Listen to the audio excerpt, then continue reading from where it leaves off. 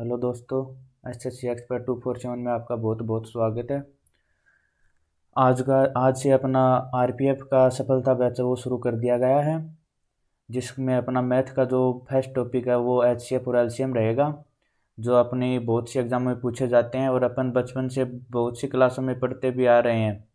लेकिन एग्ज़ाम में क्या है कि इसके क्वेश्चन आ जाते हैं तो बहुत दिक्कत आती है, टाइम ज़्यादा लग जाता है, क्वेश्चन गलत भी हो जाते हैं। तो आज से अपन इस क्लास के अंदर बात करेंगे HCF और LCM की। तो सबसे पहले इसके बारे में कुछ बेसिक जानकारी है वो ले लेते हैं अपन। जैसे कि HCF को हम महत्तम समापवर्तक बोलते हैं। HCF वह बड़ी से बड़ी संख्या होती है जिसका दी गई संख्याओं जिसका अपन ने LCM HCF निकाला उसका उन संख्याओं के अंदर भाग जाएगा। और LCM वो इसका एकदम अपोजिट होता है। जैसे कि जो अपना LCM आया ना उसके अंदर जिन संख्याओं का LCM निकाला उसका भाग पूरा पूरा जाएगा। तो इसके अंदर बस यही जानकारी है। और भिन्नों की संख्याओं का एलसीएम निकालने के लिए सबसे पहले अपन को अंश का तो एलसीएम लेना होगा और हर का एचसीएफ लेना होगा। अंश का तो एलसीएम लेना होगा और हर का एचसीएफ लेना होगा। और एचसीएफ में इसका उल्टा हो जाएगा, यानी कि अंश का तो एचसीएफ ले लेंगे और हर का एलसीएम ले लेंगे। अब नीचे नोट के अंदर अपन को लिखा हुआ है कि निसंख्याओं के लघुत्तम में महत्तम का भाग हमेशा पूरा पूरा जाता है, यानी कि लघुत्तम जो अपना एलसीएम आएगा उसके अंदर एचसीएफ का भाग हमेशा पूरा पूरा जाएगा।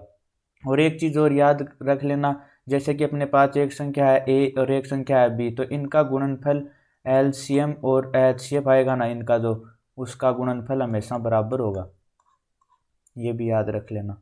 अब अपन क्वेश्चनों की ओर चलते हैं। तो अपना पहला क्वेश्चन है 10, 20 और 30 का एलसीएम क्या होगा। तो सबसे पहले अपन को 10, 20 और 30 के गुणनखंड करने हैं। सबसे पहले मैं 10 के गुणनखंड करता हूँ। 10 के गुणनखंड होंगे 2 गुणा 5।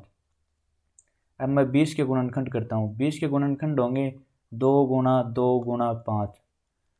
अब 30 के कर लेता हूँ। 30 के गुणनखंड होंगे 2 गुणा 3 गुणा 5। अब अपन को एलसीएम निकालना है। एलसीएम के अंदर अपन को मैक्सिमम पावर लेनी है, हर गुणनखंड की मैक्सिमम पावर। जैसे कि मेरे पास 2 की पावर 2 बार आ रखा है और 3 की पावर 1 बार है, 5 की पावर 1 बार है। तो सबसे पहले अपन को जो मैक्सिमम पावर है उनको गुणा में लिख देना है।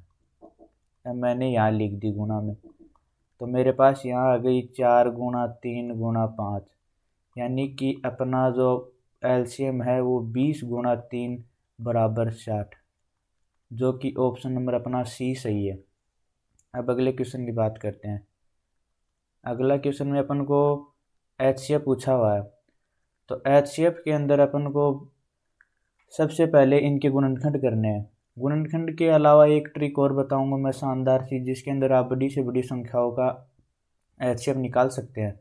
तो सबसे पहले अपन अपने बेसिक तरीके से करते हैं, जैसे कि गुणनखंड करके करते हैं उसी प्रकार से 712 के गुणनखंड करेंगे अपन 2 गुणा 2 गुणा 2 गुणा 89, ये इसके गुणनखंड हो गए। अब मैं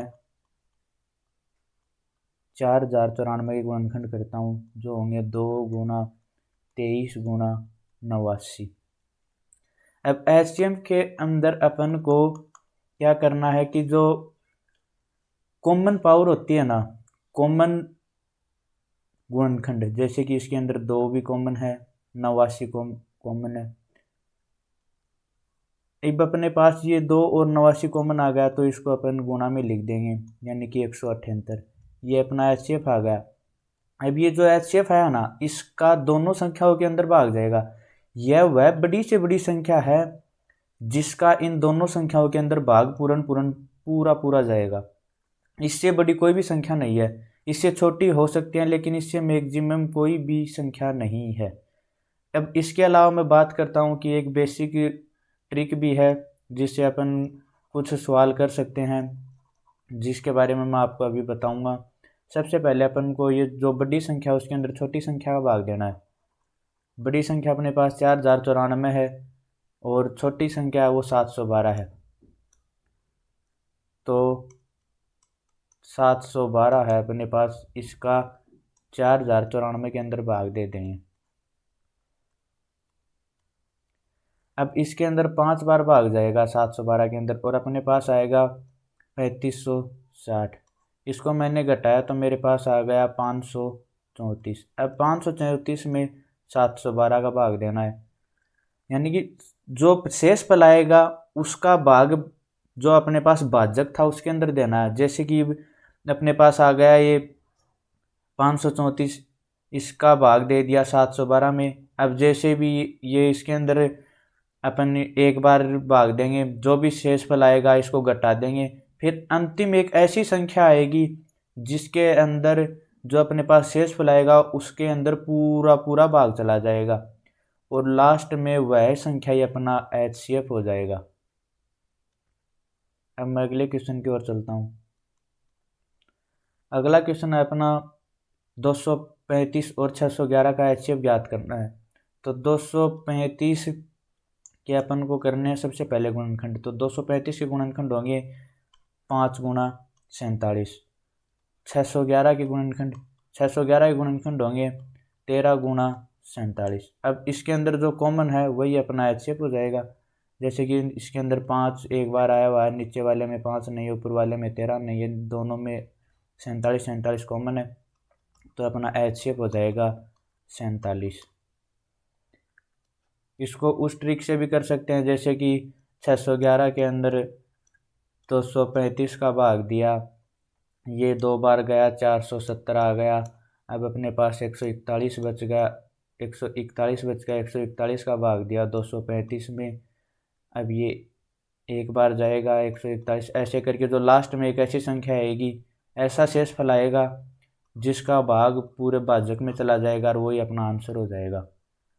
अब अगले क्वेश्चन की ओर चलते हैं अपन।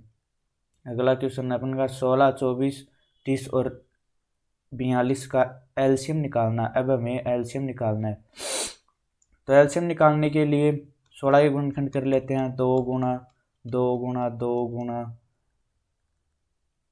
2, ये तो 16 के गुणनखंड हो गए। अब 24 के कर लेता हूँ। 2 गुणा 2 गुणा 2 गुणा 3, 3 दूनी 6, 6 दूनी 12, दूनी 24, ये अपने पास इसके गुणनखंड हो गए। अब मैं 30 के कर लेता हूँ। सबसे पहले 2 का जाएगा, फिर 3 का, फिर 5 का। अब 42 का होगा अपने पास 21 हो गया, इसका 2 का भाग दिया, 3 का दिया, फिर ये 7 आ गया।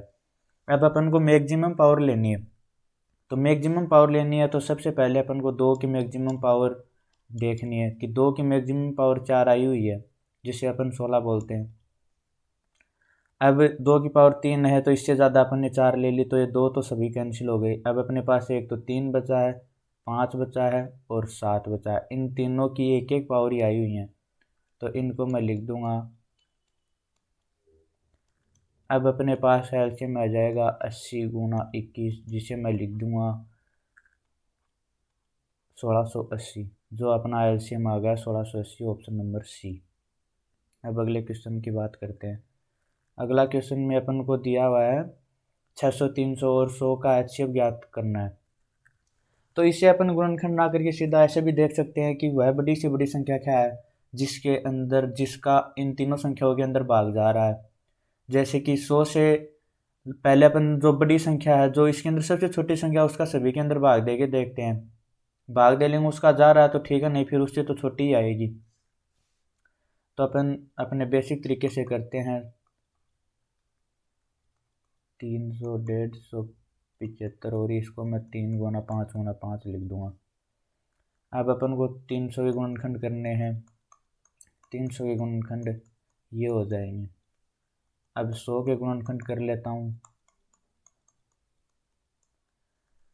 अब इसके अंदर HCF निकालना है, तो HCF निकालना है तो अपन को वही कॉमन गुणनखंड लेने हैं। तो इसके अंदर दो बार आया हुआ है, दोनों के अंदर ये 2 आए अपने पास, 2 बार आया हुआ है, तो 2 को मैं 2 गुना 2 को 4 लिख दूंगा।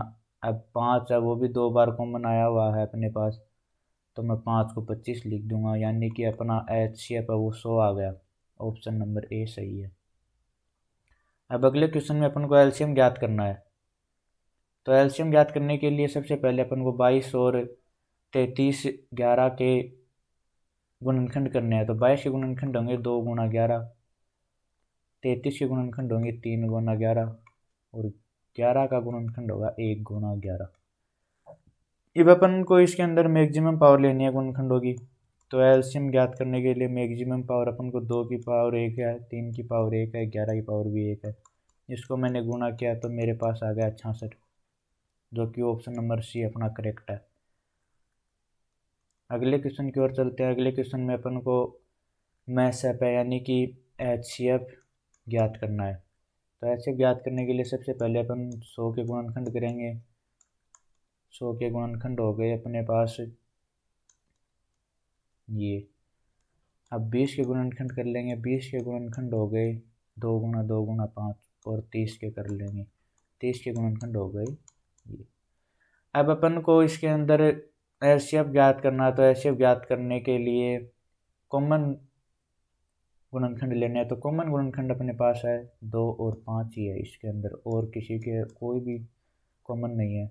तो अपन 2 गुना 5 को 10 लिख देंगे, जो कि अपना ऑप्शन नंबर ए सही है। अगले क्वेश्चन में अपन को लैसएप है यानी कि लघुत्तम समापवर्तक ज्ञात करना है। लघुत्तम समापवर्तक यानी कि एलसीएम। एलसीएम के लिए सबसे पहले 25 का अपन गुणनखंड करते हैं 5 गुना 5। अब 15 के कर लेंगे 3 गुना 5। वही अपनी मैक्सिमम पावर लेनी है। मैक्सिमम पावर 5 की पावर 2 है, 3 की पावर 1 है, यानी कि 25 गुना 3, जिसे मैं 75 लिखूँगा। अपना ऑप्शन नंबर बी सही है। ऐसे अनेक क्वेश्चन एग्जाम में आते हैं, बहुत बार अनेक एग्जामों में क्वेश्चन पूछे जाते हैं, तो इनको भी बहुत ज़रूरी है तैयार करना। अब इसके अंदर अपन को एचसीएफ ज्ञात करना है। एचसीएफ ज्ञात करने के लिए 125 के गुणनखंड कर लेता हूँ। 5 की पावर 3 होती है। 25 के गुणनखंड कर लूँगा 5 गुना 5। 75 के गुणनखंड कर लूँगा। सबसे पहले इसके अंदर 3 का जाएगा, फिर 5 गुना 5। अपन को एचसीएफ निकालना है। तो एचसीएफ निकालने के लिए इसके अंदर तो 5 है, वो 2 बार आया हुआ है दोनों के अंदर, तीनों संख्याओं के अंदर, यानी कि 25 कॉमन है। तो 25 इसका एचसीएफ हो जाएगा। ऑप्शन नंबर डी करेक्ट है। अब क्वेश्चन नंबर 10 की बात करता हूँ मैं। क्वेश्चन नंबर 10 के अंदर अपन को एलसीएम ही ज्ञात करना है। तो एलसीएम ज्ञात करने के लिए सबसे पहले 45 के गुणनखंड कर लेता हूँ 3 गुना। सबसे पहले इसके अंदर 3 का भाग दिया तो 3 का एक बार गया, 15 आ गया, फिर 3 गुना 5। अब 15 के होंगे 3 गुना 5।